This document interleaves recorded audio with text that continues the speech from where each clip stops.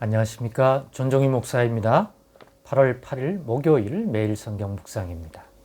예레미야 48장 11절로 25절입니다.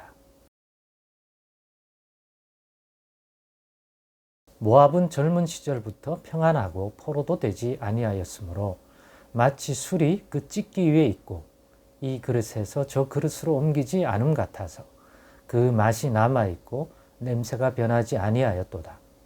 그러므로 여호와께서 말씀하시니라. 날이 이르리니 내가 술을 옮겨 담는 사람을 보낼 것이라.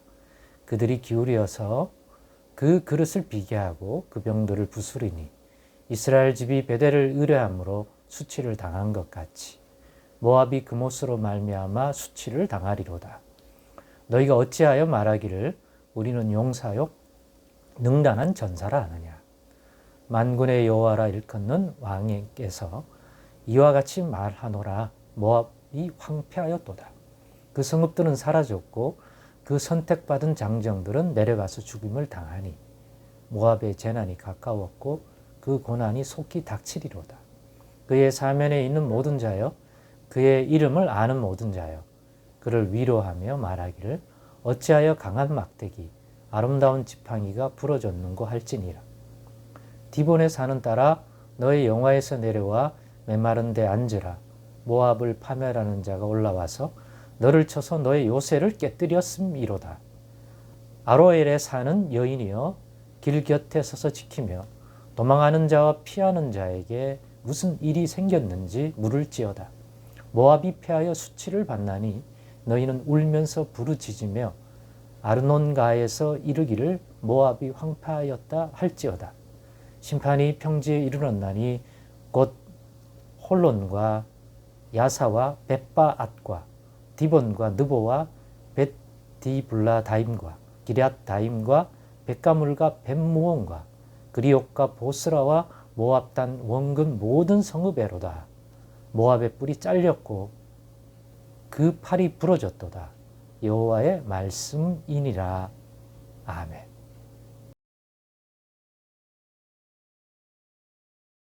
네, 오늘은 베델과 그못으로 수치를 당한 것 같이라는 제목으로 묵상 나눔을 갖겠습니다. 오늘 본문의 말씀은 예레미야 48장 1절로 시작된 예레미야 선지자를 통해서 주신 모압에 대한 하나님의 심판과 관련된 예언의 말씀입니다.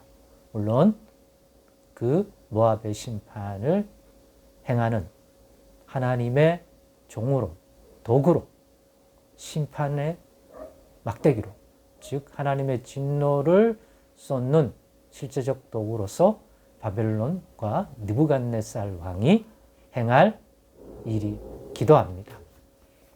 그 모압에 행할 하나님의 심판에 대한 예언의 말씀이 계속 이어지고 있습니다. 그 내용을 가지고 오늘 함께 나눌 그러한 나눔의 교훈으로서 베델과 그못으로 수치를 당한 것 같이 라는 제목을 정하였습니다. 오늘 이 말씀을 통해서 모압이 왜 여호와 하나님의 심판을 받는 자인지 알 수 있게 되고요. 또 그러한 심판이 어떤 내용으로 이루어질 것인지, 어떤 심판을 받을지에 대해서도 알 수가 있습니다. 이 두 가지를 모두 함유하고 있는 말로서 베델과 그못으로 수치를 당한 것 같이라는 제목으로 삼았습니다. 먼저요, 베델은 뭡니까? 오늘 본문에 보면 본문 13절입니까? 예. 이스라엘 집이 베델을 의뢰함으로 수치를 당한 것 같이 모압이 그못으로 말미암아 수치를 당하리로다. 베델은 북이스라엘, 즉 두 왕국 시대에서 다윗의 왕권을 이어받은 있는 그 남왕국 유다와 거기에서 나와 우리는 다윗의 왕권을 따르지 않겠다고 그 후손들에 나온 대부분의 이스라엘 지파들을 데리고 나온 여로보암에 의해서 시작된 그 북왕국 이스라엘, 사마리아 땅을 중심으로요. 지역을 중심으로. 그 북왕국이 예루살렘의 백성들의 마음이 자꾸 쏠리니까 그러다 보면 자신을 떠나서 다시 다윗의 집에 다스림을 받고자 하는 마음이 생길까 싶어서 그가 베델과 단에 두 가지 새로운 하나님을 예배하는 장소로 두 곳을 두었습니다. 베델과 단.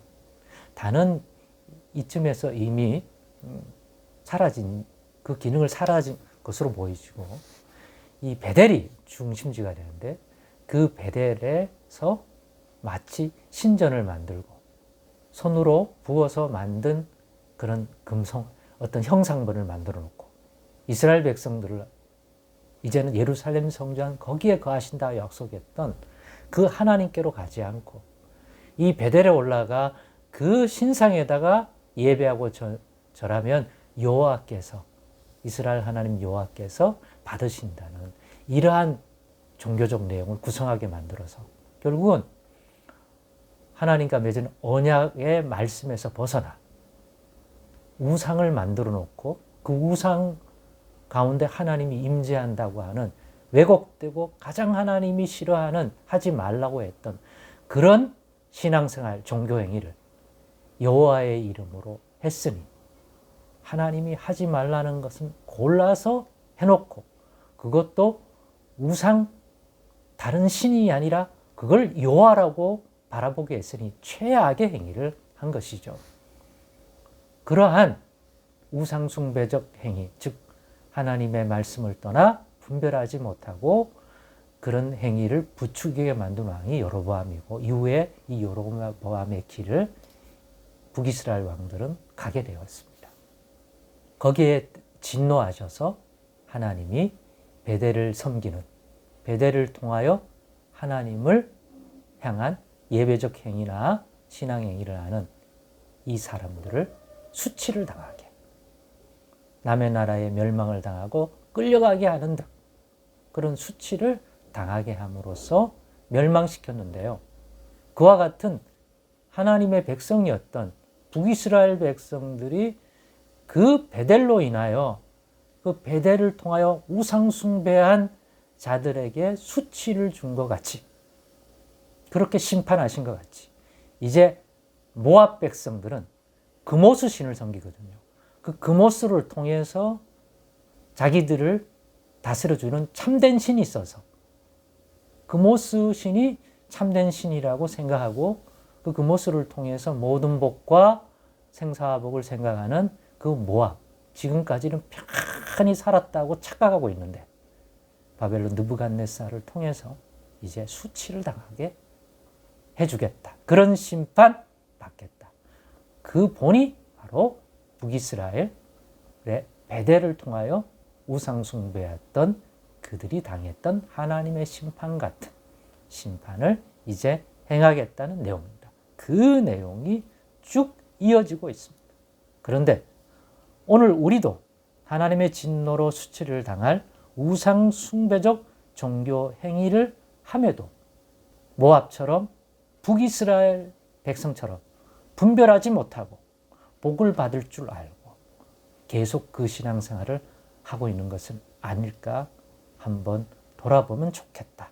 그게 하나님이 약속하신, 하나님이 계시겠다고 했던 그 하나님의 전이 맞는지, 하나님이 거기 가운데 계셔서 우리를 만나주시고 또 다스려 주신다고 했던 약속 있는 장소가 진짜 맞는지, 우리의 예배 행위가 그런 하나님의 신실한 약속 위에 구별된 장소에서 하나님이 임재하신다는 하나님의 우리 가운데 계셔서 구별하신 그 성전에서 이루어지는, 그 장소에서 이루어지는 약속 있는 언약의 신실한 신앙생활인지 다시 한번 돌아볼 필요가 있겠습니다.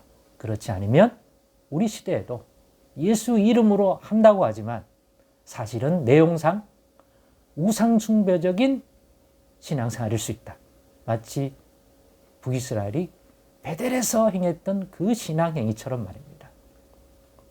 하나님의 말씀, 곧 성경과 진리의 보혜사 성령의 도움을 가지고 늘 분별하여 우리가 행하는 이 신앙적 행위가 정말 하나님과 맺은 참된 언약 안에서 약속이 있고 하나님이 함께 하시고 하나님이 임재하신다고 했던 그런 구별된 장소, 그런 분별 가운데서 이루어지고 있는지 다시 한번 점검해 보시고 부족한 것이 있으면 회복하여 온전케 하시는 주님의 인도 속에서 하나님의 임재와 다스림을 온전히 누릴 수 있는, 그리하여 받았던 수치가 오히려 물러가고 하나님의 영광이 드러나고 하나님 주신 생명과 평안을 누리는 그런 살아있고 역사가 일어나는, 하나님이 기뻐 받으시는 그러한 믿음과 신앙생활이 회복되고 이어져 가기를 진실로 소망합니다. 기도하겠습니다. 하나님, 분별하게 도와주옵소서. 말씀을 통하여 하나님이 우리 가운데 함께 하시겠다고 했던 그곳이 어딘지, 어떻게 하는 것이 그런 하나님 안에 거하여 살아가는 건지 늘 분별하며 살아가는 저희 되도록 은혜 내려 주옵소서. 예수님의 이름으로 기도드리옵나이다. 아멘.